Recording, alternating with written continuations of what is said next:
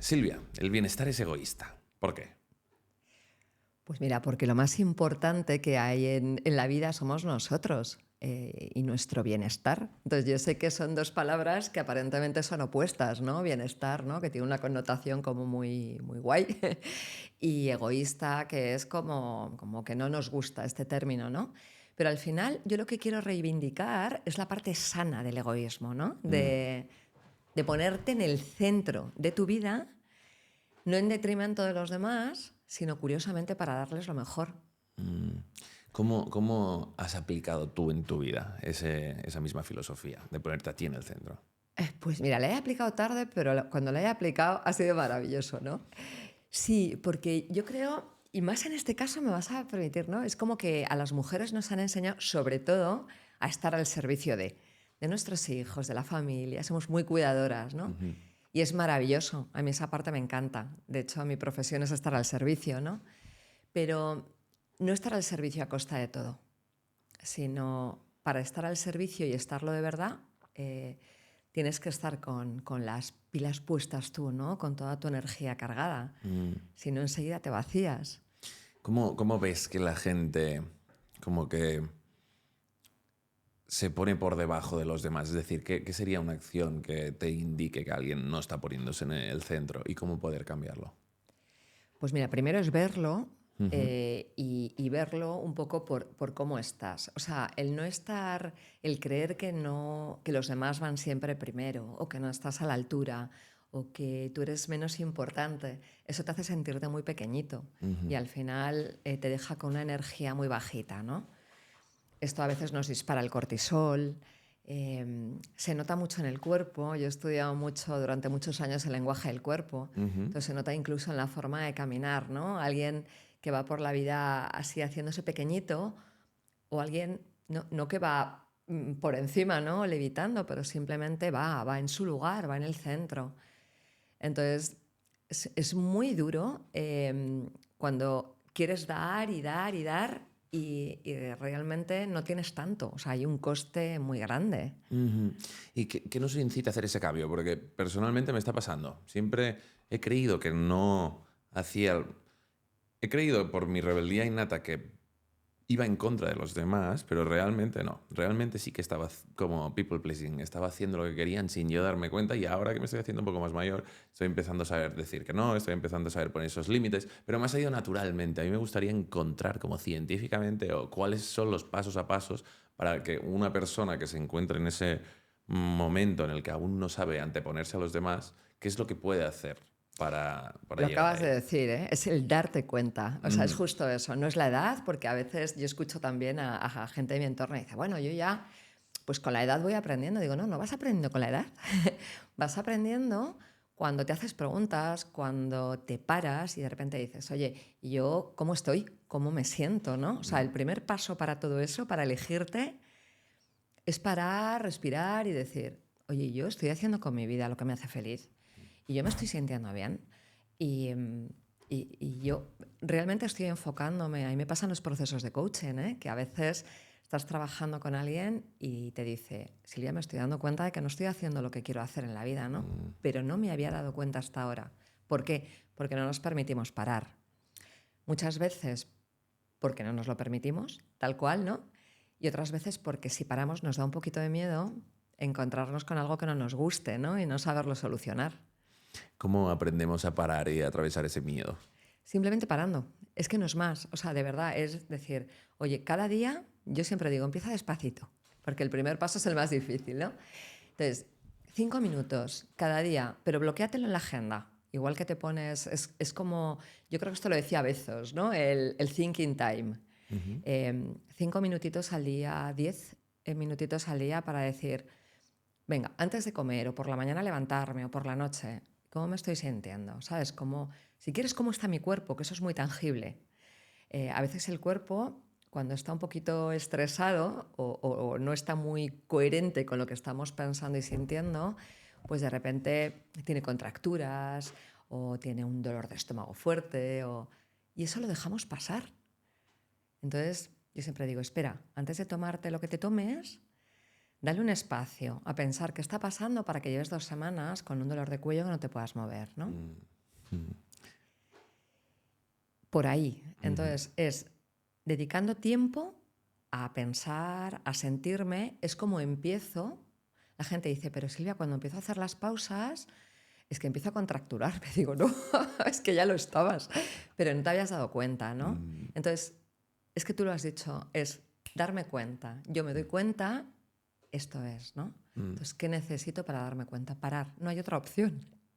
¿Hay alguna acción que recomiendes concretamente, estilo meditar, journaling, escribir o lo que sea? Y algo que me pregunto yo muchas veces es como ese tiempo de conciencia, ¿no? Ese tiempo de parar para entender qué te está pasando.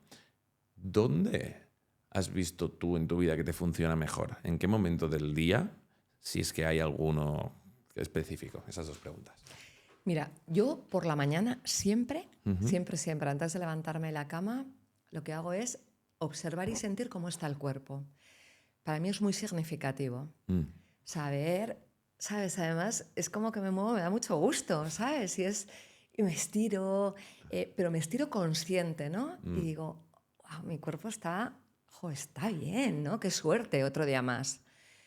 Y además siempre hago esto. Es como un agradecimiento al templo, ¿no? Venga, gracias, esto ya me permite ponerme en órbita y tirar para adelante, ¿no? Y por la noche, para mí es otro momento fundamental. Pero desde hace muchos años, te diría que desde hace más de 20 años, yo cada vez que me acuesto doy gracias, siempre. Pero no necesariamente por algo maravilloso que me haya pasado, sino por un aprendizaje que he tenido, porque me he encontrado a alguien especial, porque he tenido una conversación bonita, por... Siempre hay algo por lo que dar gracias, ¿no? Y curiosamente la neurociencia aquí nos ayuda mucho porque nos dice que cuando ponemos atención en buscar algo por lo que dar gracias cada día, aunque a veces nos parezca imposible o muy difícil, el simple hecho de buscarlo ya activa el sistema de recompensa del cerebro. Y entonces lo que nos genera es un chute de oxitocina, de dopamina, ¿sabes? Y esas hormonas y neurotransmisores nos hacen sentir muy bien. ¿Cómo definirías, tengo curiosidad, bienestar? Silvia, ¿qué es el bienestar para ti? Es estar bien, pero es estar bien en coherencia desde lo mental, alineándolo con lo emocional y con lo físico. ¿Sabes? Es como si pudiéramos ponernos de pie y que todo estuviera en orden, ¿no? Que todo estuviera alineado. Yo siempre que, no sé muy bien por qué te digo esto, pero siempre que hago una meditación como para colocarme, pienso en un árbol. ¿Sabes? Entonces, y de hecho hay meditaciones muy bonitas que tienen que ver con un árbol, de cómo te enraizas, cómo te anclas en el suelo, pero a la vez, ¿sabes? Cómo las ramas también se estiran y se dejan mecer. Eso, para mí bienestar es estar bien, pero hasta hace no mucho estar bien era simplemente estar bien físicamente. No, es estar bien mentalmente, emocional y física. Porque es que todo es uno al final. ¿Cómo aumentamos esa coherencia entre esos tres bienestares? ¿Cómo? Sí. Yo como lo veo, coherencia es... No sé por qué me viene la palabra a la mente autenticidad, ¿no? De algún modo, permitirte ser quien eres para poder estar alineado en todos los sentidos. Tú como venía tipo 3, Silvia, la autenticidad entiendo que es algo que con lo que cuesta, ¿no?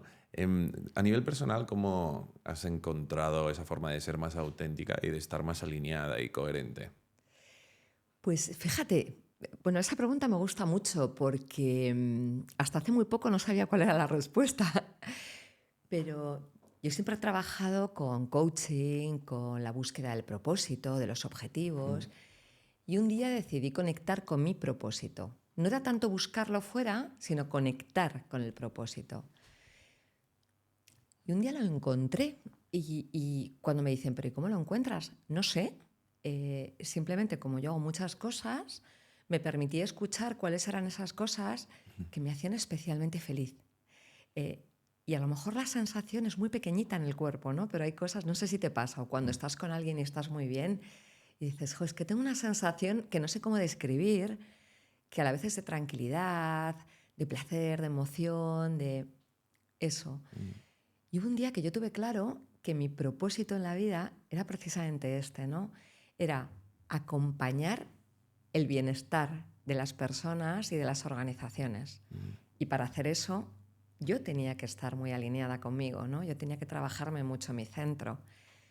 Entonces, he aprendido, bueno, yo soy la eterna apréndelo todo, ¿no? He aprendido, pues me metí a teatro para ver cuáles eran los mensajes del cuerpo y dónde estaban pues todas mis aristas, ¿no? Todos mis bloqueos. Trabajé mucho con la inteligencia emocional, pero 16, 17 años, no solo estudiando, sino es que el cuerpo te permite probarlo. Y de repente decir, ostras, tengo un bloqueo, anda, hay algo que parece que no, pero cuando lo voy a hacer me da vergüenza. Soy capaz de camuflarlo, pero yo no me puedo engañar, ¿no? Varias preguntas me han surgido aquí. ¿El propósito, en tu caso, ha evolucionado? ¿Crees que evoluciona? ¿Crees que es fijo o que van saliendo varias aristas, varias variantes, ¿no?, del propósito? ¿O cómo lo concibes eso? Es que para mí el propósito es uno. Luego hay muchas formas de llegar. Sí, es uno. O sea, ¿tú crees que tu propósito es ayudar a encontrar el bienestar dentro de las organizaciones y en general? Acompañar, sí. Acompañar a las personas a que hagan eso que yo he hecho. ¿Y no crees que en un futuro puede evolucionar a, no sé, algo que no sea exactamente lo mismo? Puede ser, no lo sé. Es que eso me hace muy feliz. Y sobre todo porque voy viendo, o sea, no hay una única manera de hacer eso, ¿no? O sea, con cada persona que trabajo, cada persona somos un mundo. Y en coaching, por ejemplo, cada sesión, la persona cuando llega, aunque sea la misma, es diferente, porque su estado de ánimo es diferente, porque le ha pasado algo, porque se le ha movido algo. Entonces, me genera tanta atracción, ¿sabes? Estar súper presente desde lo que yo soy para poder acompañar eso y no sé si ayudarle, inspirarle, acompañarle a que él encuentre lo que quiera encontrar, ¿sabes? Es que es muy ambiguo, pero a la vez es muy concreto.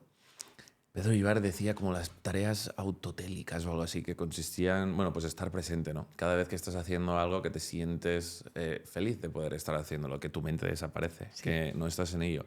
El propósito, en mi opinión, es una muy buena guía cuando tú estás haciendo una tarea que te hace olvidarte de que existes, básicamente. Cuando se hacen la típica pregunta, ¿no?, de cómo se encuentra el propósito o lo que sea, el propósito no se encuentra, bajo mi opinión, sin moverte, ¿no? Tienes que interactuar con el mundo exterior para poder comprobar el feedback, ¿no?, que existe entre tus habilidades y el ecosistema, ¿sí?, ¿no? ¿Cómo lo vas a teorizar? Solo puedes lanzar hipótesis sobre qué crees que puede ser tu propósito, pero solo se crea, no se encuentra, se crea, ¿no? Ese sería el concepto. Cuéntame un poco sobre lo que te acabo de decir, que veía que me decías algún no. No, sí. No, me estaba gustando mucho lo que dices, porque efectivamente yo lo he ido encontrando haciendo. Entonces, yo hacía cosas, hacía un tipo de formación, por ejemplo, y yo me observaba mucho, pero porque ya estaba con esa búsqueda consciente, ¿eh? De a ver qué me mueve, a ver qué es lo que... Y yo me acuerdo impartiendo algunos talleres, y yo decía, me aburre que me mata hacer esto. Claro, entonces, si yo no estoy inspirada, si no estoy conectada, no puedo transmitir a las personas que tengo enfrente esto, ¿no? Por aquí no es. Y yo decía, pero no es el contenido o no es... Entonces, estaba buscando y he encontrado una plataforma que me hace absolutamente feliz, que es impartir conferencias. Pero desde un lugar que no tiene que ver con el ego. Y te lo digo de corazón porque me da igual que haya 10 personas, que haya, como el año pasado en Chile, que estábamos en hay un foro de emprendimiento e innovación, hago un paréntesis, que se llama Emprende tu Mente, y lo hacen en Santiago de Chile, lo hacen en un parque que es maravilloso, y es un foro donde el año pasado fueron 40.000 personas, y yo era una de las speakers principales. Entonces, me lo pasé tan bien. No era, qué guay, que... No era desde ahí, ¿no? Entonces, por eso, como yo no me hago trampas ahí, te digo, qué bonito poder comunicar algo que yo he aprendido, algo que siento, algo que llevo dentro, a 40.000, porque creo que es una oportunidad maravillosa de que haya una señal que llegue a más personas, ¿no? Y que haya más personas que en un momento dado digan, pues la agarro y despierto, ¿no? Un poquito. yo no me miento. Me ha gustado esa frase. Ya no me miento, ¿no? ¿Cómo diferencias entre cuando es ego y cuando es esencia, por decirlo así? Jo, porque me pillo. Pero fíjate, es que yo llevo mucho trabajo detrás, llevo mucho curro personal detrás, ¿no? Entonces yo me pillo. A lo mejor hacia afuera tengo las habilidades o las he desarrollado para que no se note. Pero yo sí me noto cuando digo, uy, veo aquí, uy, no lo está haciendo tan bien, ¿no? Y digo, zasca, ¿no? O sea, ya me he pillado otra vez.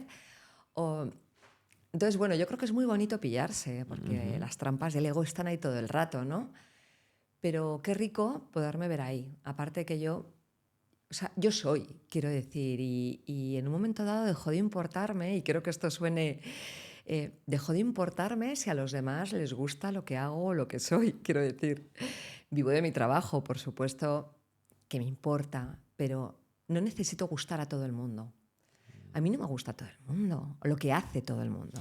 Supongo que eso es la máxima expresión de lo que es de tu libro, ¿no? El bienestar es egoísta, es justamente lo que estás describiendo, entiendo. Sí, sí, pero es que lo he pasado muy mal intentando gustar a todo el mundo, porque además cuando eres formador o eres conferenciante o estás muy expuesto, pero además lo he visto en muchos compañeros míos, ¿no? Es como que siempre nos han puesto, tienes que ver las evaluaciones, ¿no? Y ver las puntuaciones que te da el cliente. Y ahí siempre hay un punto de, joder, no me han puesto un 10, no me... Y hubo un día que dije, pero si yo doy lo mejor de mí, si yo me preparo, si es que los demás tienen derecho a que lo que yo diga les encaje, no les encaje, les guste o no. Y ese día te prometo que hice, ya está. Creo que ya aprendí mucho, ¿no? O sea, no es superarte, es, por supuesto, superarte para entregar lo mejor de ti a los demás, pero sin la presión de tener que gustarles, porque eso no lo eliges tú. No, no lo eliges. ¿Sabes qué creo? Que conforme vas creciendo, menos te importa lo que opinen de ti como norma general, ¿vale? Pero los típicos abuelos que van vestidos como quieren y le dicen en los comentarios que se ve que ya no les importa nada.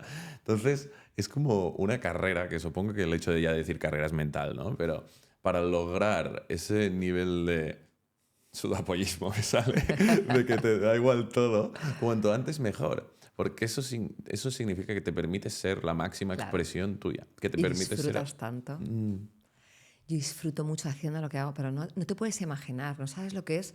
Por eso te decía que me da igual. El ego antes me decía, "Jo, solo han venido 200 personas, ¿no? Y había apuntadas 400, ¿qué habrá pasado, no?"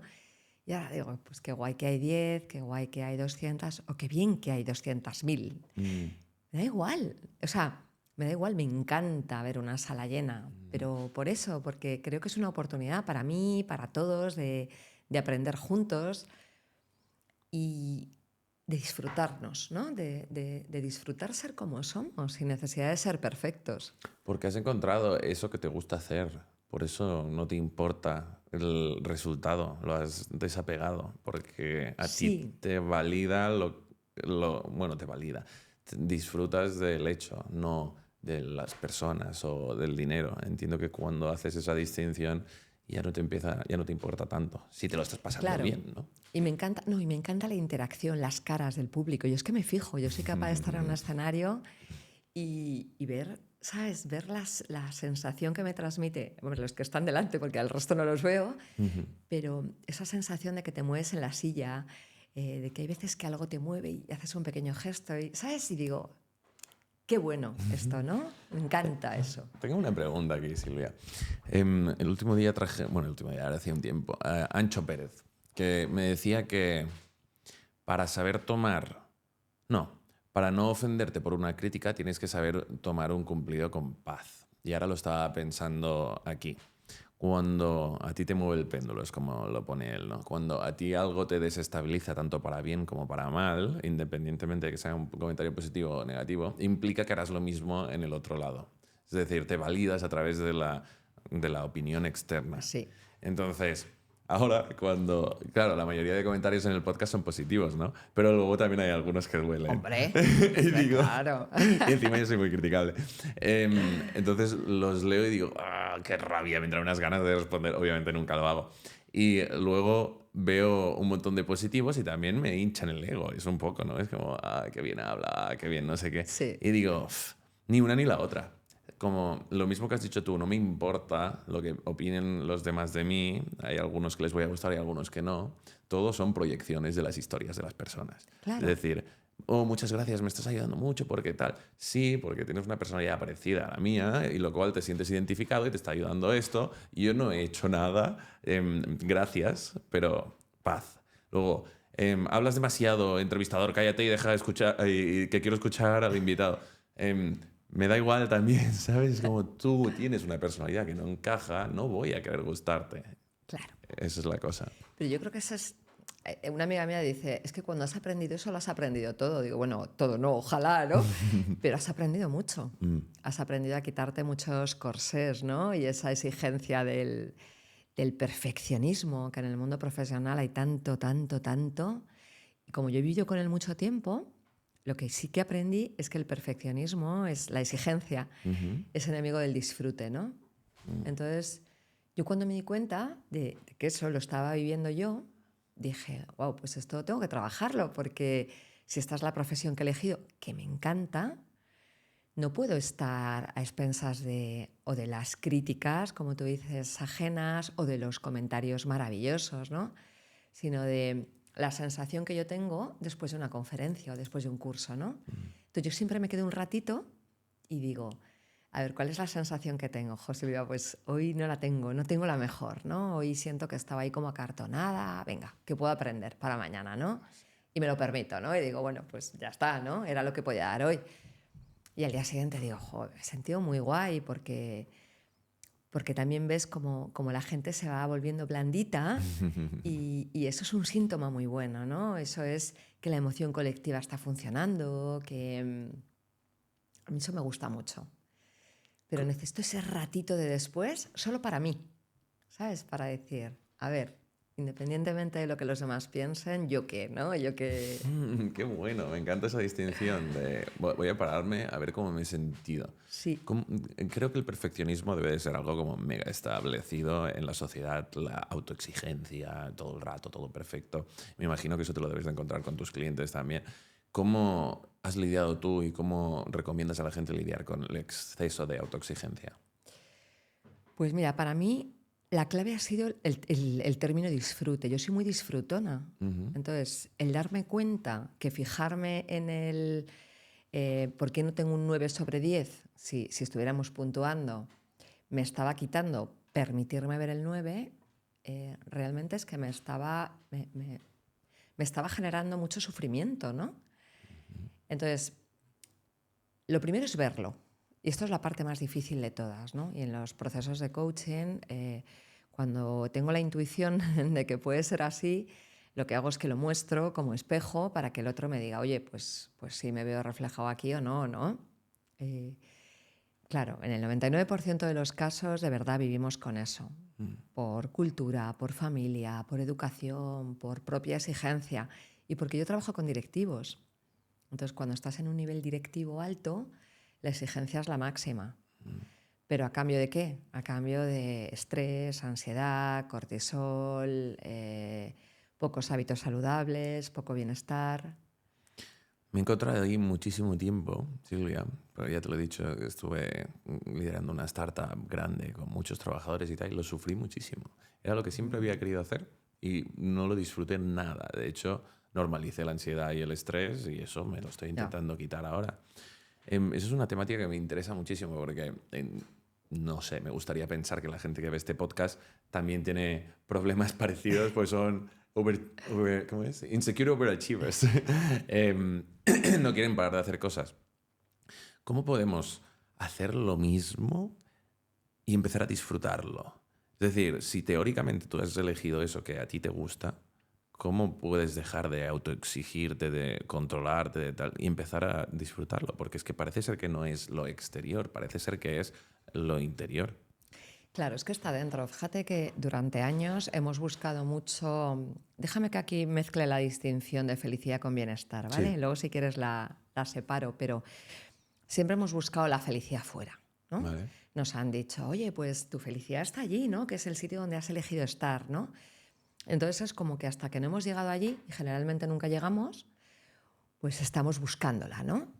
Y, y es que la felicidad no está ahí, la felicidad es un estado natural de la mente, ¿no? Ujú.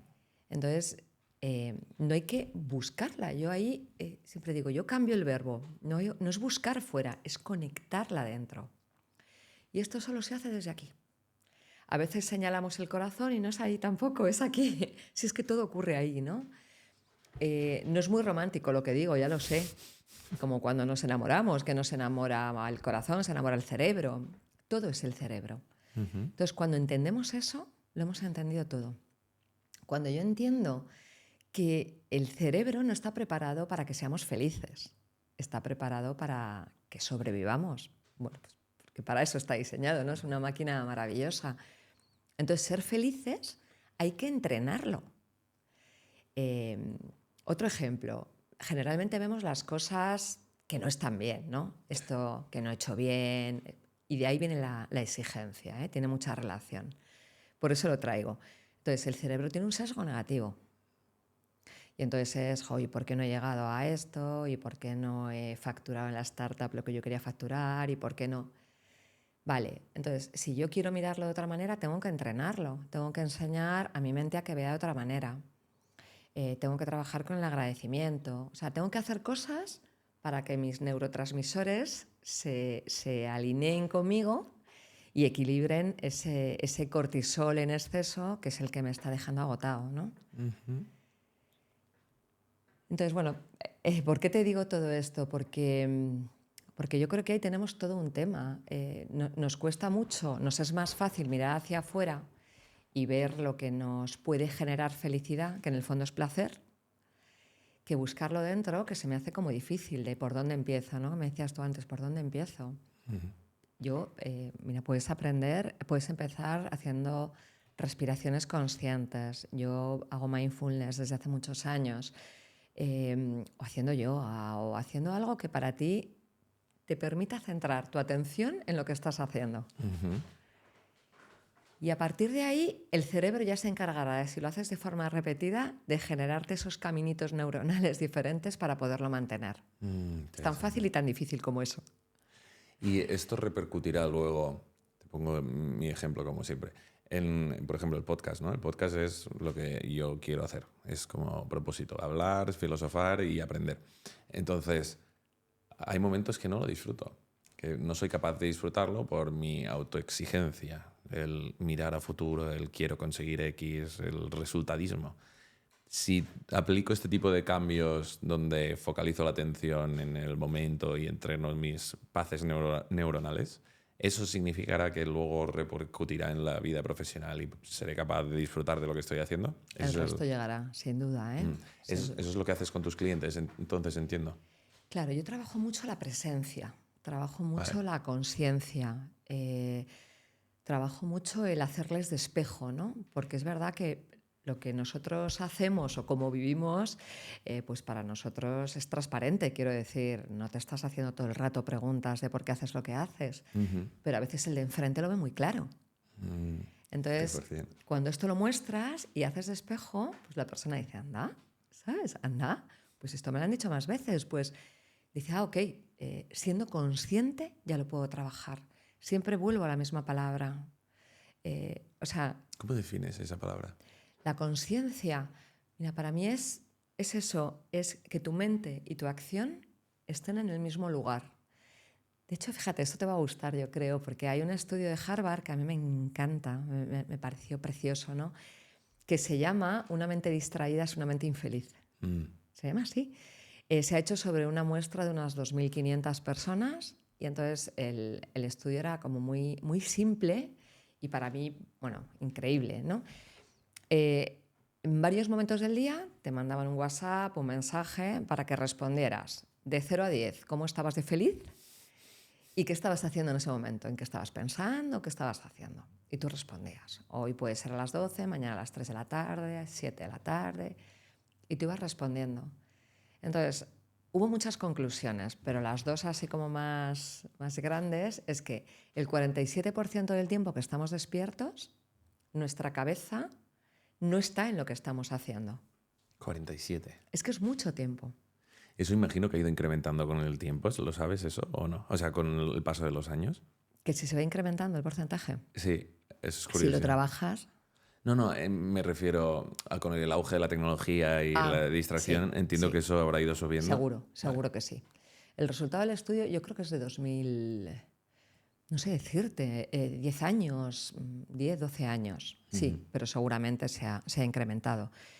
Pero el gran mensaje es, lo que decían es que cuando las personas estamos poniendo atención en lo que estamos haciendo, independientemente de lo que estemos haciendo, que somos infinitamente más felices. Pero ponían un ejemplo concreto. O sea, tú no eres más feliz porque estés en el Caribe, aunque tú creas que sí. Si estás en el Caribe y estás pensando que tu podcast no está funcionando, que realmente pues, tienes una historia familiar que te preocupa o profesional, o da igual que estés en el Caribe o que estés sentado en tu casa, da lo mismo. O sea, tu nivel de infelicidad es alto.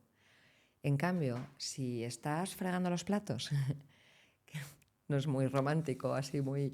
y realmente estás en eso, ¿no? Estás en la sensación del agua, en la temperatura, estás en ese momento, el nivel de felicidad percibido es mucho más alto. ¿Por qué crees que la sociedad actual le cuesta tanto estar presente? In other news. Espero que estéis disfrutando de la conversación, pero tengo que pararos un momento para pediros un favor. Pero a diferencia de otros podcasts, yo voy a partir del interés propio, no voy a reformularlo e intentar manipularos. Lo que pasa es que si os suscribís, vamos a tener más visitas, vamos a tener más pasta a ganar y con eso vamos a estar más motivados y a partir de ahí podremos traer a mejores invitados que os estimularán más la mente y en consecuencia ampliaréis aún más la perspectiva. Así que muchas gracias por suscribiros y vuelta a la conversación. Pues yo creo que es muy cultural, la verdad. Mira, ahí me vienen muchas cosas para responderte. Nos han enseñado que el multitasking es maravilloso y que cuanto más cosas haces, mejor eres, ¿no? Cuanto más polivalente seas, eres mucho más valioso para la sociedad, ¿no? Y yo hablando con dos neurocientíficos, cuando escribí el primer libro, que fue el de neurocoaching, ellos decían, es que el multitasking no existe. O sea, tu energía solo puede estar en un lugar. Lo que pasa es que nos han hecho creer que cuantas más cosas haces es mejor y realmente no es cierto. Puedes estar haciendo 3 a la vez o 10 a la vez, pero tu energía solo está presente en una. Entonces tu nivel de productividad baja muchísimo, baja hasta un 40 o un 50%. Es una burrada. Pero hay mucho mito social, ¿no? Y nos lo hemos creído. Es que eso es lo que la cosa, nos creemos que por abrir 17 pestañas en el ordenador vas a ser más productivo y muchas veces es contraproducente completamente. Estás pasando de una pestaña a la otra sin hacer nada. Yo me lo noto, y yo siempre digo que yo no soy nada neurocientífico, pero el cerebro tiene como dos modos, crear o consumir. Y tú empiezas en crear, como norma general, cuando te levantas estás en modo creativo, pero a la que ya consumes, tu cerebro cambia de estado y cuesta muchísimo volver. O sea, ¿por qué se dice no coger el móvil por la mañana, ¿no? O hasta el mediodía o lo que sea? Porque literalmente ponte a scrollear 2 minutos y tu cerebro se ha quedado tonto. Luego bajas, o sea, dejas el móvil, intentas hacer cualquier otra cosa y estás como... No lo sé, es como incluso como si fueran unas gafas que se te han puesto y ya no sabes tener creatividad dentro. Oye, qué bueno eso que dices, porque fíjate, yo siempre digo que las pausas, cuando estamos trabajando, las pausas es un superpoder del cerebro, ¿no? Gente me dice, ¿qué dices, no?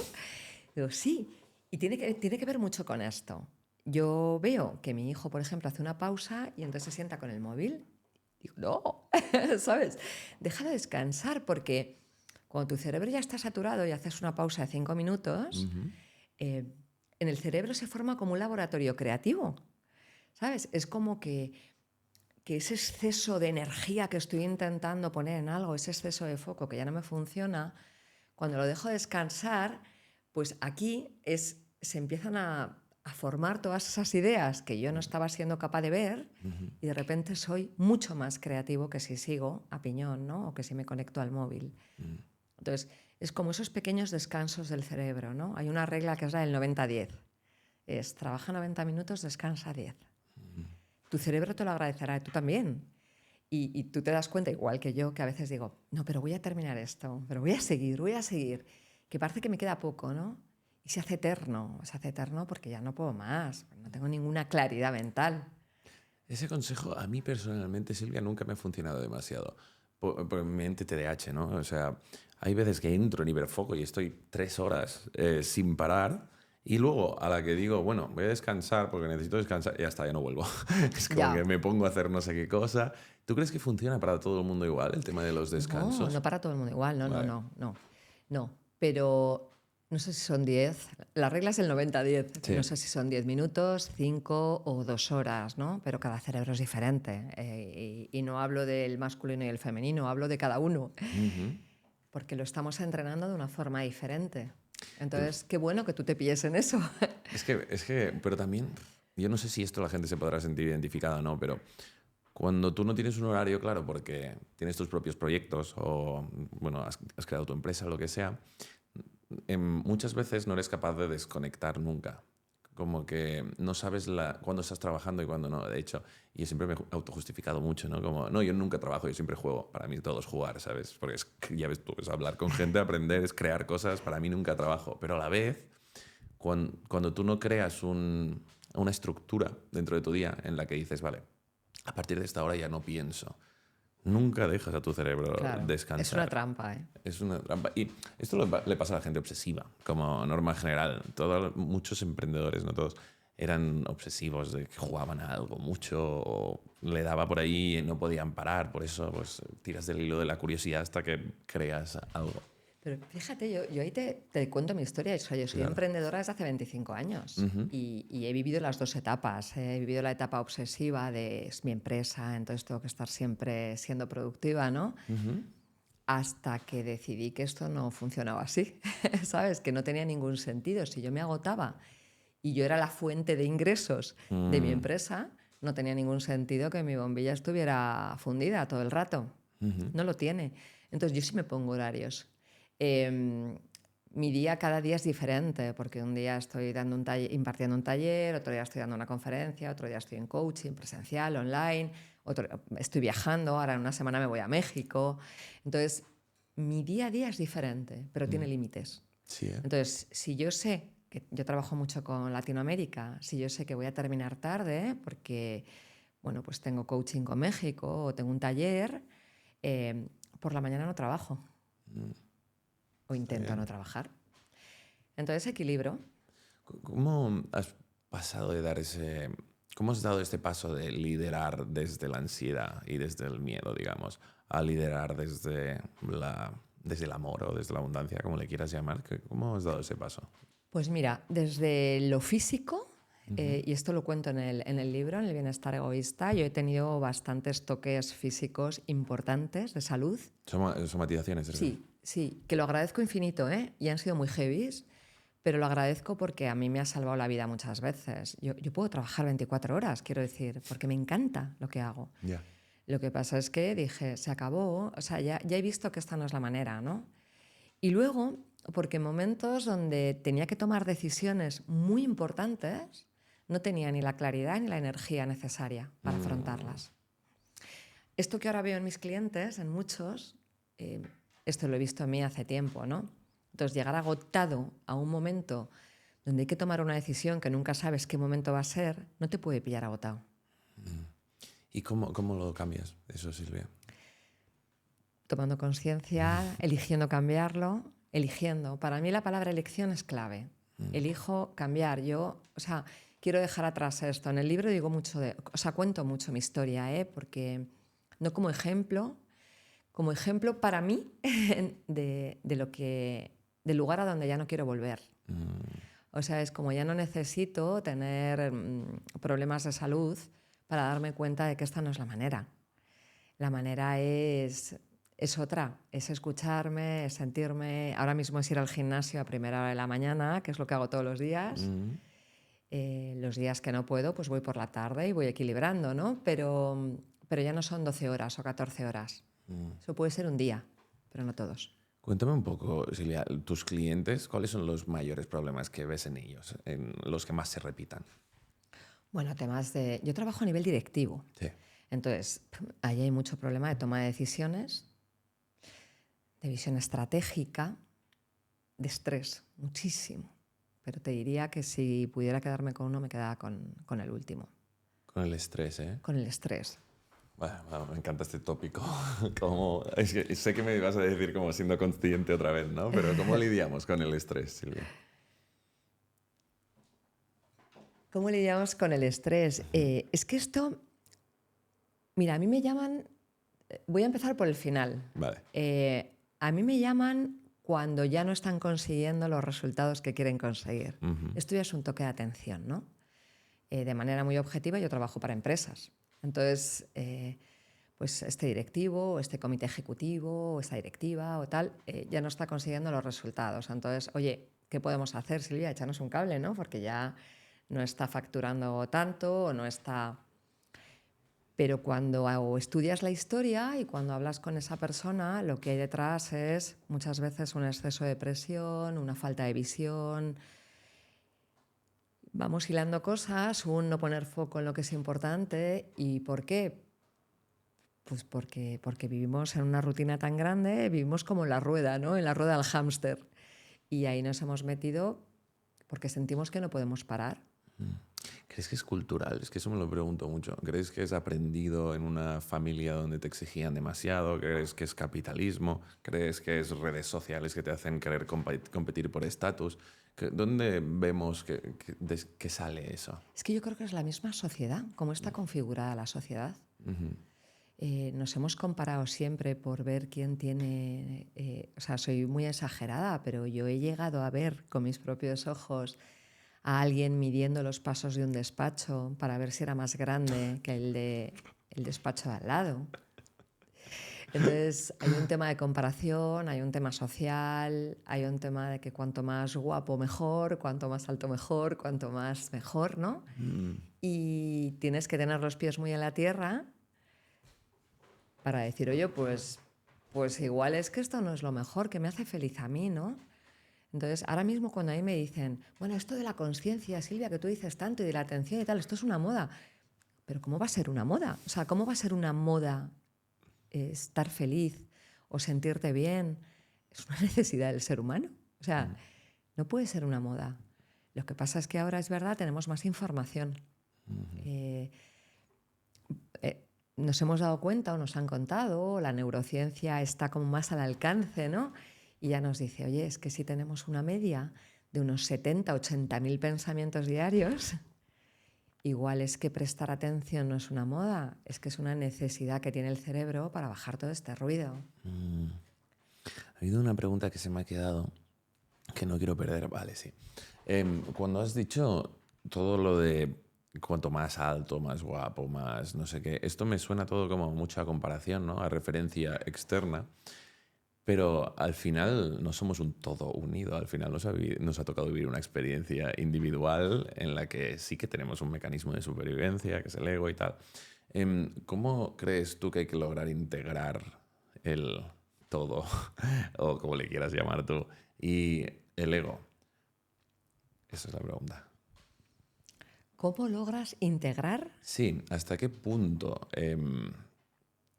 sí que escoges escuchar al ego y hasta qué punto escoges la parte más esencial, más conectada con Dios o con el universo o con lo que le quieras llamar? Yo creo que esto es muy personal, no puedo responder de una manera generalizada, pero yo siento que el ego es lo fácil, porque el ego al final es lo que la sociedad nos ha puesto todo el rato, ¿no? Desde el colegio. Lo hemos aprendido desde muy pequeños, ¿no? Yo no sé tú, pero yo he estudiado en curas y monjas. Y siempre ha sido premio a la excelencia académica. O sea, claro, hasta que yo he visto, por ejemplo, en el colegio de mis hijos, que dan premios por valores humanos. Y entonces, mira, se me pone la piel de gallina porque me emociona y digo, Qué guay. qué bueno competir en eso, ¿no? ¿Sabes? Es que eso me parece que es increíble, ¿no? Pero no ha sido, al menos las generaciones hasta hace muy poco, no hemos crecido con eso, sino que hemos crecido con un estatus social, con una comparativa constante. Sí, creo que hay como una descompensación egoica a nivel social en general. Sí, Todo el mundo se basa mucho en la competitividad y habrá distintos factores y no hace falta victimizar. Al final, cada uno es responsable de lo suyo. En las redes sociales seguramente habrán aumentado esa competencia claro, sí, de estatus, pero al final tú eliges. Y como lo distingo muchas veces es voluntad pequeña versus voluntad grande. ¿Vale? La voluntad pequeña es el ego, es el mecanismo de supervivencia, el que te dice, haz esto por el resultado, el que coge como referencia externa para tú poder decidir en tu vida. Y luego está, aquí ya me pongo espiritual, universo, Dios, vida, como que te susurra, ¿no? Esa intuición sí. que no sabes por qué, pero sabes que es por ahí. Y lo que pasa, creo, es que estamos tan desentrenados a escuchar nuestra voz interior, de dónde viene ese primer... El último día lo hablaba con un amigo. Estaba comprando un reloj, la cosa más material posible, ¿no? Entré y dije, oye, ese me gusta. Y pasé. Y es como la mente se antepone a la intuición muchas veces. Cuando te sale, ves una persona y ves un perro muy bonito y te sale de dentro y decir, hostia, qué mono el perro, ¿puedo tocarlo? Y luego tu mente entra, no, no, esto es raro, ¿sabes? Claro, ¿Cómo lo voy a sí. hacer? Es como que la voluntad pequeña del mecanismo de supervivencia que se ha conformado a través de la sociedad está no manipulando, está completamente por encima de nuestra intuición, de nuestro niño pequeño que quiere jugar a esto y estamos desentrenados Y le literalmente. entregamos todo el poder, además. Le entregamos todo el poder. Pero también te digo que eso es muy cómodo. Ujú, O sea, es muy cómodo ser víctima de las circunstancias. Elegir ser víctima en lugar de responsable, ¿no? ujú. De tu vida, que esto lo vivimos todo el rato, ¿no? Ser responsable de tu vida. De verdad, pero es que eso es mucho más que, que una frase hecha. Es que eres mucho más feliz cuando te haces responsable de tu vida. Pues mi vida es muy exitosa para mí si yo consigo vivirla de manera muy auténtica y muy fiel a mí. Entonces, para mí eso es el éxito. Pero eso no es el éxito social. El éxito social es otra cosa. Pero es que a mí se llama igual. Por eso ahora soy mucho más feliz. Y creo que cuando vives cosas, no es leerlas y contarlas, ¿no? Yo ahora puedo contar cosas porque he vivido mucho. Y como hablábamos hace un rato, ¿no? He vivido en muchos países, con muchas culturas, situaciones muy difíciles.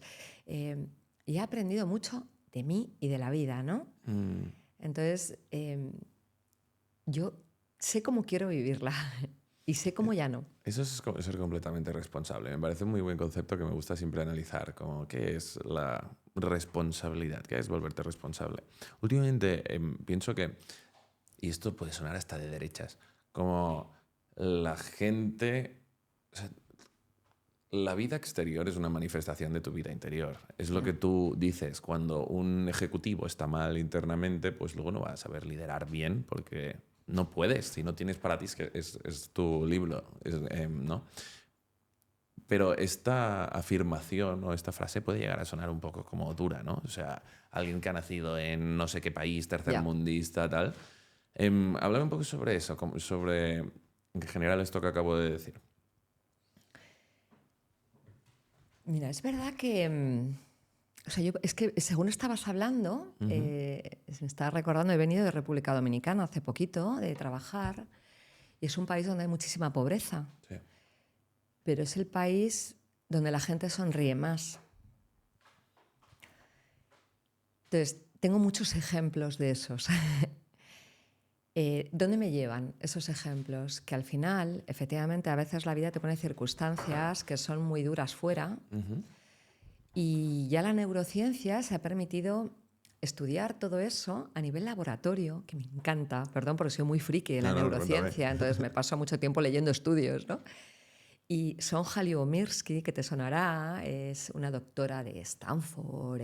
Bueno, ella durante más de 25 años estuvo como llevando a personas a su laboratorio, laboratorios eh, de emociones, pero todo como muy científico.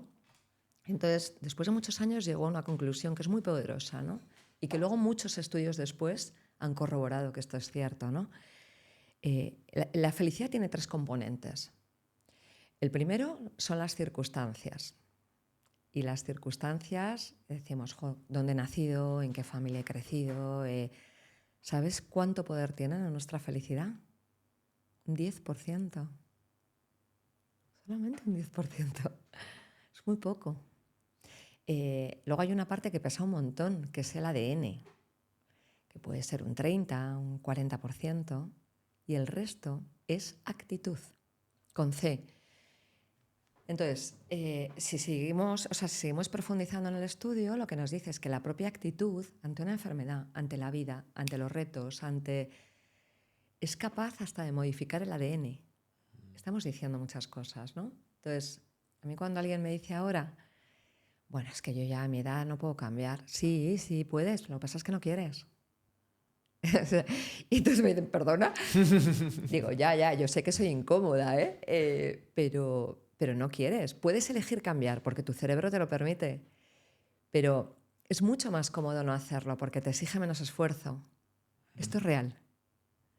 Pero el cerebro nos permite cambiar hasta el último día de nuestra vida. Eso es la responsabilidad de la que tú hablas, ¿no? Sí. Mencionas mucho la palabra felicidad, Silvia. A mí es algo que no me acaba porque, a ver, te digo lo que pienso y me dices, ¿vale? La felicidad es como cualquier emoción pasajera. También es vocabulario, ¿no? Pero intentarse ceñir a algo que es pasajero puede llegar a llevarnos por la vida del hedonismo, ¿no? Por ejemplo, para perseguir placer constantemente. Yo como lo digo, más bien que quiero paz para poder sentir cualquier emoción cuando me venga y dejarla sentir, o sea, y dejarla pasar, tanto las calificadas como positivas como las calificadas como negativas, y intentar agarrarse a la felicidad de algún modo va a ser contraproducente porque luego bajarás o lo que sea. ¿Qué opinamos sobre esto? Fíjate, mi teoría es diferente. La felicidad, o sea, no es una emoción, sino que es un estado de ánimo. Vale. Y para mí esta es una distinción importante. ¿Sabes qué ha pasado? Yo estuve escuchando porque hay como muchos detractores de la felicidad, ¿no? Y yo decía, pero ¿cómo alguien puede ser detractor de la felicidad? Entonces me dediqué mucho tiempo a escuchar eso para aprender, ¿no? A escuchar qué era lo que había detrás. Y esto que tú dices es que es otro de los mitos que se consolidan en la sociedad, ¿no? La felicidad es parecido a la alegría. No, no tiene nada que ver. O sea, la felicidad es un estado que es más permanente. O sea, no es permanente de toda la vida, pero la felicidad tiene un espacio más largo, es como un estado de ánimo. Cuando hablo de estado de ánimo hablo de la paz, por ejemplo. Tú no tienes paz un minuto sí y otro no, como una emoción, sino que a lo mejor pues estás una temporada que dices, estoy como en paz, estoy tranquilo, ¿no? O estoy feliz. Estoy feliz para mí es eso, estoy feliz, es que estoy como liviana, ¿no? Sin embargo, estar alegre es diferente. Estar alegre a lo mejor es que estoy hablando contigo y digo, jo, qué guay esta pregunta que me ha hecho, me genera mucha alegría o me ha llevado un recuerdo que me... Pero la alegría, igual que el resto de emociones, saltan todo el rato, ¿no? Cada segundo, La felicidad no salta tanto. Y tiene que ver con un estado que es mucho más profundo, es mucho más espiritual. El término felicidad que el término alegría. Entonces, mira, hay una, no me acuerdo cómo se llama, pero es una conferencista chilena que ella dice que la felicidad es una decisión. A mí me encanta esta definición, ¿no? Dice, es una decisión que se toma a cada rato y que a veces hay que tomarla muchas veces a lo largo de un día, ¿no? O de una semana, Pero es una decisión. Y es una decisión pues, que dura un poquito. ¿Algún tip práctico para poder ser más feliz en tu día a día? Te digo, ser más fiel a ti. Ser más fiel a ti. Y esto implica autoconocimiento. O sea, no huir de nosotros, no intentar ocupar todo el tiempo. Nos pasamos la vida haciendo muchas cosas, lo hemos hablado antes, ¿no? Pero mi pregunta siempre es, ¿pero hacemos muchas cosas para no tener tiempo para pensar? ¿Para no tener tiempo para estar con nosotros? Porque nos da miedo, de verdad, cuando estamos en el sofá solos en casa y decimos, uf, ¿y ahora? Si no pongo la tele, ¿qué hago? ¿No?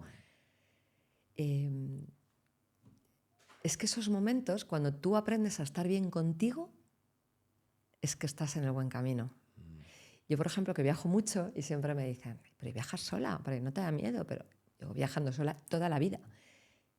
Canta, no hay nada que me guste más que de repente llegar a mi habitación de hotel o de Airbnb o de lo que sea y decir, qué guay, ¿sabes? Qué guay no hacer nada. Hacerme una meditación o no tener que estar hablando con alguien todo el rato. Estar para mí. Mm. Es interesante porque todo miedo es ilusión, ¿verdad? Vive en la cabeza. El miedo no existe en el momento presente. Un miedo es mental, digamos. No puede ser, no puedes, si estás presente no tienes miedo. Tú puedes estar yendo a que te ejecuten y si estás presente no vas a tener miedo porque estás en el momento, ¿no? Y muchas veces el miedo que tenemos, por ejemplo, el miedo a la soledad, que es algo muy común, giramos la cabeza y no lo enfrentamos y lo único que hace es perseguirnos aún más fuertemente. Y claro, nos evadimos, ahora mismo es muy fácil. Pero bueno, en el pasado también habría formas de evadir. Es decir, es la decisión de querer enfrentar ese miedo. Y es curioso porque la técnica del dejar ir, ¿no? La hablo mucho últimamente del doctor Hawkins, es enfrentarse, y no solo enfrentarse, sino pedir esa sensación incómoda cuanto más puedas. La meditación del miedo. Yo como eneatipo 7 tengo mucho miedo a todo lo malo, en general, a sufrir, a cualquier cosa, a morir. Tengo FOMO constante, ¿no? Un ejercicio muy bueno es sentarte, imaginar que mueres directamente o imaginar que vas al médico y te dicen que morirás en 2 meses. Muchas veces lo que nos pasa es que de tanto huir normalizamos un estado de ansiedad en el que estás como todo el rato jittery, ¿no? Y lo que tienes que hacer es pararte y enfrentarlo. Es la única forma de que te atraviese el cuerpo de algún modo. No puedo estar más de acuerdo, ¿eh? Uh-huh. Y verlo, darle, si quieres, una forma, un nombre, decir para ti, decirlo en alto, decir, estoy sintiendo miedo.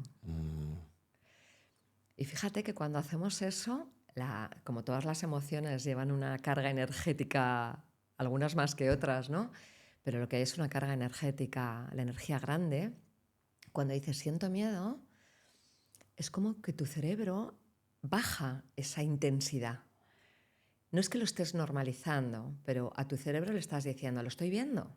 Lo estoy viendo. O sea, no trates de ayudarme, ¿no? No trates de hacerme un secuestro amigdalino, que lo estoy viendo. Esto es importante. Y a mí cuando me dicen, pero ¿cómo lidio en las sesiones de coaching? Pero ¿y cómo lidio con el miedo? ¿Pero y cómo? Bueno, mirándolo a los ojos, que sé que es muy difícil, respirando, aceptándolo, nombrándolo y decir, bueno, ¿y ahora qué? Vamos con todo, ¿no? A ver, ahora para adelante. ¿Hay algún tip neurocientífico que nos pueda ayudar a lidiar con miedos o en general a ser más felices? Mira, esto que te estaba diciendo es de Susan... es de una doctora de Harvard. Uh-huh.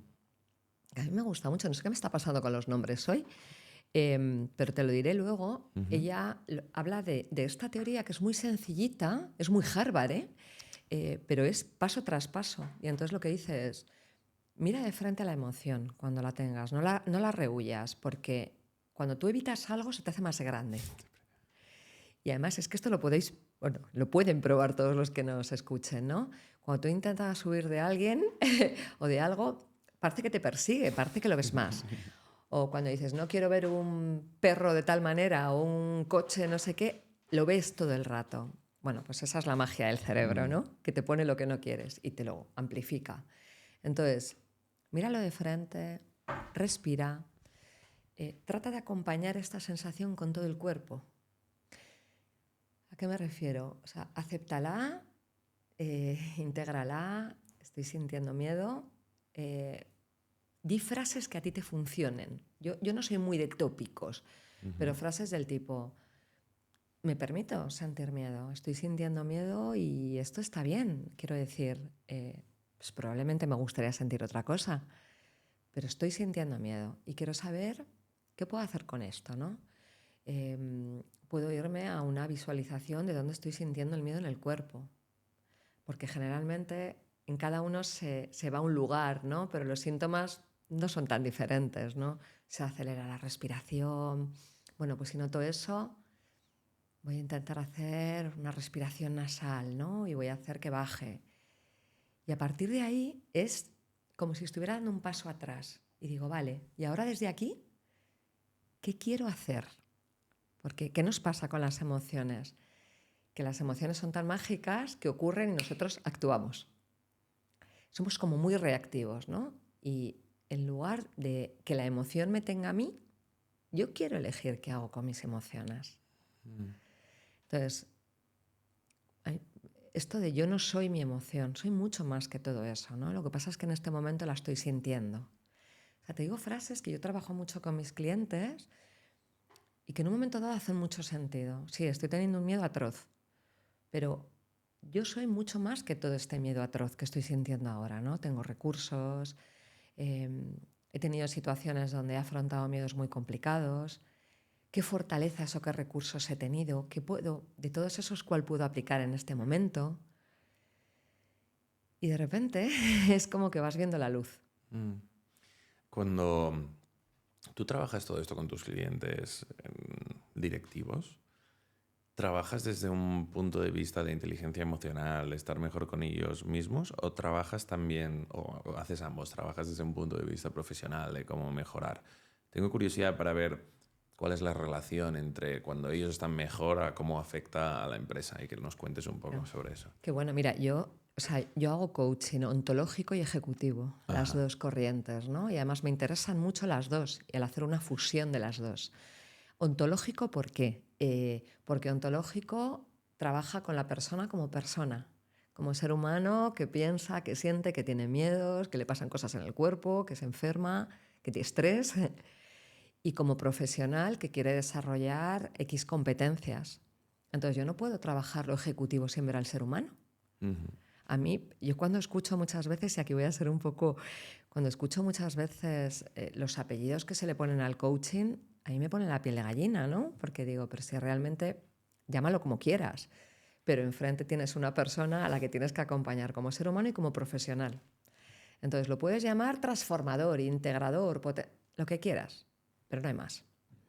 Entonces, yo trabajo con el ser humano y con el ser humano que quiere conseguir cosas y que no está pudiendo, no porque sea torpe, no está pudiendo porque tiene miedos o porque tiene alguna fortaleza que no termina de ver o porque le han hecho, porque tiene unas creencias sobre las que siente que no puede avanzar o que ni siquiera ha visto. Entonces, cuando trabajas con el ser humano, la repercusión en el coaching, en la competencia concreta, es abismal. Pero no solo eso, es que es la única manera, en mi opinión, de que eso sea sostenible en el tiempo. Esta es la gran diferencia. Interesante. ¿Se puede tirar de fuerza o de disciplina durante bueno, disciplina, esa palabra también la tendremos que ver, ¿no? Pero se puede tirar de fuerza durante X tiempo, pero sí. Luego llega un momento en el que ya no puedes. O te burnouteas o lo pierdes todo porque no estás cambiando tú como persona y lo de fuera es consecuencia, sino que lo has perseguido a base de luchar y muchas veces lo que pasa ahí es que lo difícil para ciertas personas no es conseguir lo que quieren, sino saber lo que quieren conseguir. Cuando tú estás consiguiendo algo que realmente es tu mecanismo de supervivencia o tu querer estatus o lo que sea, necesitas mucha fuerza. Porque no es algo que hacías de pequeño, como construir puzzles y de repente tu pasión la has evolucionado y la has extrapolado a lo que funciona actualmente, ¿no? Has visto que querías el coche en la red social y has visto el anuncio de Trader y de Amazon FBA o como se le llame y te has puesto a hacer algo que no te gusta para conseguir algo que no es lo que querías y ahí es cuando la has jodido entera. Sí, sí, no puedo decirte más. Es un ejemplo muy pragmático de cómo funciona. No, pero es verdad que, fíjate, es muy fácil, entiéndeme esto bien de lo de muy fácil, ¿no? Sí. Cuando me dicen, oye, acompaña a este directivo que no sabe hablar bien en público o que quiere o que necesita hablar mejor en público. Fenomenal, súper fácil. ¿Solo quiere hablar en público? Vamos. Ahora, ¿Tú quieres que haga una presentación en una semana? ¿Ese es el objetivo final o necesitas que esta persona descubra qué es lo que le está haciendo que no pueda proyectarse tal cual? Porque si es de aquí a una semana, se trabaja de una manera diferente que si yo lo que quiero es conseguir un directivo que de verdad hable bien en público, que se manifieste, que si es eso, tengo que trabajar con qué miedos tiene, qué creencias le provoca hablar en público, por qué le están sudando las manos y cuando habla conmigo no le sudan las manos, o por qué le tiembla la mano con el micrófono y en cambio cuando está con su equipo de 3.000 personas es súper firme y tranquilo. Es diferente, es que se trabaja diferente. Y Entonces, cuéntame un poco sobre ese ejemplo concreto que me interesa. ¿Por qué la gente tiene miedo a hablar en público? bueno, pues mira, mucho por exigencia. Siempre está el, a ver si me voy a bloquear. Claro, es que si piensas a ver si me voy a bloquear, es que te vas a bloquear. No lo dudes, te vas a bloquear. Pero tu cerebro, mira, esto es algo que me enseñaron los neurocientíficos, tu cerebro no distingue entre lo que es real y es imaginario. Entonces, todo lo que te diga se lo va a creer. Esto es como estar plantando flores en una tierra, ¿no?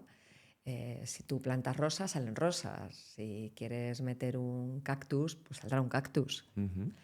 Pero es que tu mente funciona igual. Entonces, si quieres ser un comunicador brillante, no te puedes decir, me voy a bloquear, me voy a tartamudear, no voy a ser capaz de... Es que efectivamente es lo que te va a pasar. Entonces, hay que hacer un trabajo con tu pensamiento antes de tu conferencia o de hablar en público. Hay que trabajar con cuáles son las creencias que estás teniendo. Probablemente haya mucha presión. Yo me encuentro mucha autoexigencia y también mucha exigencia externa en este caso, ¿eh? De, oye, si no Claro. comunicas bien, no puedes estar aquí. Entonces ya te haces todavía más pequeño. En lugar de provocarte un cambio, creemos que con esa presión funcionan algunos, pero no todos. Completamente. ¿Y cómo trabajas esas creencias concretamente, Silvia? Pues mira, hablando mucho como estamos haciendo ahora y viendo si hay algo en su vida, personal o profesional, que le provocó ese silencio. Por ejemplo, ¿no? En Neurocoaching, en el primer libro que hice, me permitieron, vamos, me dieron el ok a sacar 10 casos concretos de coaching, enmascarando mucho a las personas, ¿eh? No se sabe quién es. Pero saqué el caso de una directiva que tenía esto, ¿no? Y el origen, hablando, yo buscaba, ¿no? Yo arañaba. Y el origen estaba en cuando era pequeña en el colegio. O sea, no tiene que ser nada grave ni nada... Simplemente algo que tuvo un impacto emocional en esa persona en un momento determinado de su vida. Entonces, estaba jugando en el patio, me acuerdo, y bueno, pues estaba gritando, no sé qué tal, y alguien le dijo, pues una monja, un cura, ¿no? Pues que dejara de gritar, que las señoritas no hablaban alto, que había que ser más silenciosa, que bueno, hay una serie de cosas. Y por lo que sea, a ella se le grabó ese recuerdo. Y me dice, ¿eso es muy importante? Pues probablemente no.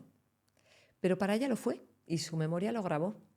Entonces, ella creció con la creencia de que las señoritas no debían hablar alto, no debían proyectar su voz, no, tenían que ser silenciosas. Entonces, cada vez que tenía que hacer una presentación en público, podía. Es como el elefante encadenado de Bucay. El elefante no se mueve porque cree que no puede. Es lo mismo. Qué interesante el tema de las creencias, me encanta. ¿Cómo resignificamos una creencia o cómo implementamos una creencia nueva? Porque no sé cómo funciona, qué es creencia, emoción, pensamiento o algo así, no me sé la... Mira, la creencia es un patrón subconsciente ¿Vale? que está por debajo de las cosas que hacemos. O sea, es que es difícil verla, es muy difícil. Y es verdad que en coaching uno de los objetivos fundamentales es ayudar al cliente a que detecte esas creencias que le están dificultando, ¿no?, conseguir los retos que quiere conseguir. Y entonces, claro, las creencias son subconscientes, son patrones. Eh, entonces, yo voy preguntando mucho, ¿y qué haces cuándo? O sea, necesito trabajar en los 3 niveles, ¿no? En el hacer, en el pensar y en el sentir, ¿no? Para ver cómo se le mueve. Cuando ya hemos detectado, lo más importante es detectar que hay una creencia que está operando en ti y que te está impidiendo conseguir lo que tú quieres. Eso es el 50% ya de, de la gestión, el verla. Y una vez que la hemos visto, yo siempre lo que les pido es como que la puntúen de 0 a 10, en qué nivel sienten que están operando en ese momento con esa creencia. Oye, pues yo siento que en mi vida esta creencia está operando en un 9 sobre 10. Entonces, oye, ¿por qué lo creo? Y vamos argumentando, ¿no? Entonces, lo que hacemos es no quitarlas, porque las creencias nos han traído hasta aquí. O sea, no lo han hecho todo mal. Lo que pasa es que a lo mejor las tenemos en un volumen muy alto. Y entonces yo siempre les digo, no se trata de quitar la creencia, que nos podemos quedar ahí como desnudos, sino de ir bajándole el volumen poco a poco, hasta que tú sientas que con ese nivel estás bien. ¿Y cómo se hace eso? Bueno, pues poniéndonos objetivos. Entonces, oye, la tienes en un 9, ok. ¿Cómo sientes? ¿Qué sientes que puedes hacer o dejar de hacer para bajarla a un 8? Solo a un 8. Es algo pequeño. Si decidimos bajarla al 4, no vamos a saber. Pero siempre ahí decimos, pues fíjate, quizá esto lo puedo moldear de tal manera o puedo dejar de hacer esto. ¿Esto sería fácil? El primer paso tiene que ser fácil. Y así, poco a poco, hasta que nos sentimos bien con ese nivel de... Las creencias limitantes o las creencias en general que guían nuestra vida es un tema súper interesante, me parece. Cuando pongo un ejemplo de cómo yo he ido desbloqueando creencias, más que desbloqueando creencias, como adquiriendo nuevas posibilidades de realidad, es lo que diría. Al final, la normalidad, ¿qué es? La normalidad es lo que tú concibes como normal, lo que tienes alrededor. La típica frase que se dice, you're the sum of the 5 people you spend the most time with, ¿no? Si tú naces en una familia donde tus padres, ahora hablando de dinero concretamente, tus padres hacen 2.000 euros al mes y tus amigos aspiran a trabajos de 2.000 euros al mes o 1.500 euros al mes, eso es lo que tú concibes como normal porque no se te ha planteado, no ha entrado información diferente dentro de tu cerebro. Sí. Pero la gracia aquí es no victimizar cuando escuchas esa nueva información que contradice tu creencia sobre el mundo actual, que es que lo máximo que se puede cobrar son 1.500 o 2.000 al mes. Y creo que el tiempo que te pases, mira, como lo que dicta lo rápido que progresas en la vida es cuando tú recibes una nueva creencia que puedes sobreescribir una creencia que tienes actualmente, el tiempo que te victimices frente a ella y busques excusas para justificar que eso no puede existir y el tiempo, o sea, cuanto más reduzcas ese tiempo, más rápido vas a ser capaz de progresar, que eso al final es la diferencia entre victimización y responsabilidad, ¿no? ¿Qué justificación vas a encontrar para una persona que cobra 1.000.000 al mes? Si vas a decir que es porque ha nacido en X sitio, si vas a decir que es porque tiene X cosa que tú no tienes, eso ya capa tu nivel de realidad. Y la cosa es que tienes que ir haciendo un embudo, un funnel hacia arriba. Porque si tú estás cobrando 2.000, y estoy poniendo este ejemplo concretamente, pero se aplica en todo en la vida, ¿eh? O sea, no es solo dinero. Si tú estás cobrando 2.000 y de repente te dicen que te encuentras a un billonario que cobra 5 billones al mes y dices, no, está demasiado lejos. A mí personalmente me pasó en el mundo comercial. Yo he sido comercial mucho tiempo en la vida. Y claro, yo cobraba 1.000 y pico trabajando en hoteles y dije, hostias, que se puede currar de comercial y cobrar 3.000, porque me lo enseñó un amigo. Ya. Me expuso esa nueva realidad. Sí. Y entonces, después de eso, vimos a emprendedores, siempre habíamos querido emprender, y nos expusimos a una nueva realidad. Y claro, ahora cuando estás en este podcast o cuando ya empiezas a tener gente que factura mucho dinero alrededor, dices, hostia, ¿que se puede hacer esto? ¡Qué guay! Y es como ir expandiendo tu límite de lo que crees que puede ser posible a través de consumir nueva información escalonada y reducir ese tiempo entre el que te victimizas o ese que piensas que es posible. Ese sería el concepto. Sí, es que estoy muy de acuerdo.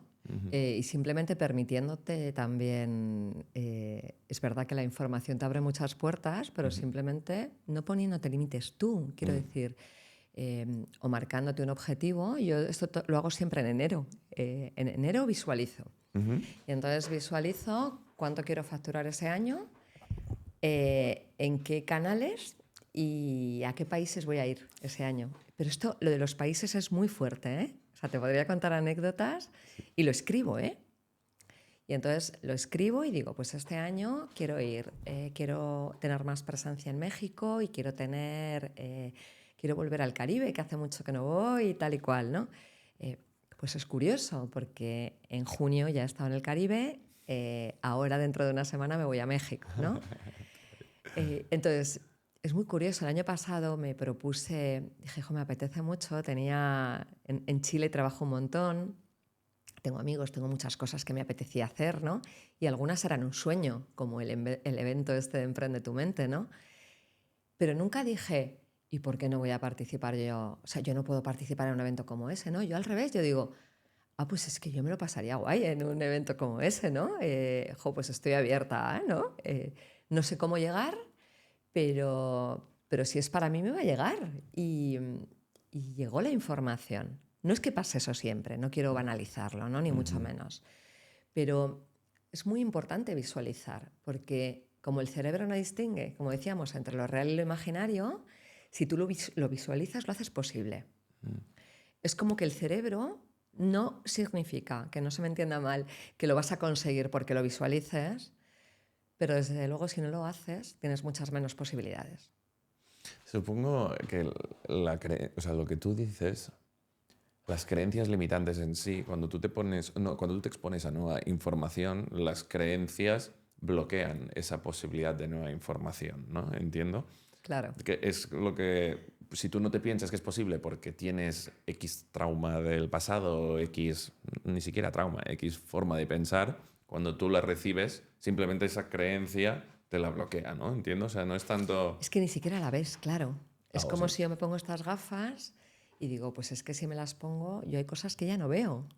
O al revés, o me permito ver más, ¿no? Entonces no las veo. Y hay oportunidades que pasan por delante de ti. Hay gente que dice, es que yo no he tenido oportunidades. O sí, y a lo mejor no las has visto. ¿Cómo es esa frase de la suerte? No me la sé. La suerte se crea o algo así, no sé. Silvia, me ha gustado mucho la conversación. ¿Dónde te pueden encontrar? No, espera, antes de dónde te pueden encontrar. Hago normalmente esta última pregunta. Te dan un micro y tienes a, no 40.000, tienes a 7 billones de personas, tienes a todo el mundo delante. Te encantaría. Todo el mundo te escucha. ¿Qué es lo que les dirías? Les diría que sean muy fieles a ellos mismos. Es que la vida es algo maravilloso. Lo que pasa es que estamos tan ocupados haciendo cosas que no nos permitimos vernos a nosotros, ¿no? Y yo creo que aquí reside lo más bonito, ¿no? Que sean egoístas con su bienestar, que aprendan a ponerse en el centro de su vida y que se elijan, porque es que todo el mundo que está a su alrededor va a recibir amor, generosidad por duplicado, ¿no? Entonces, yo diría eso, que elijan el bienestar y que elijan el camino, ¿no? de estar bien, de colocarse en el centro. Estoy 100% de acuerdo. De hecho, últimamente muchas personas de las que traigo acaban concluyendo lo mismo, que sean fieles a uno mismo y que sean auténticos. Me ha gustado mucho la conversación, Silvia. ¿Dónde te pueden encontrar? Pues mira, yo soy muy de redes, ¿eh? En Instagram, silviaescribano.neurocoach. En LinkedIn, Silvia Escribano, publico. En LinkedIn e Instagram publico mucho. Y luego tengo 2 páginas web, silviaescribano.com y mi nuevo proyecto que es humanandblooming.com. Tenemos página nueva, lanzamos ahora en México en una semana y es una red de expertos maravillosa. Prolífica incluso en redes y en webs. Sí, en todo. Yo todo 2 mínimo. ¿No te da la sensación de que el algoritmo es como un poco un dios que selecciona perfectamente para ti? Pues en este caso no va a ser menos y el algoritmo ha seleccionado el vídeo perfecto para ti. Así que clic aquí para ir a él y no olvides suscribirte.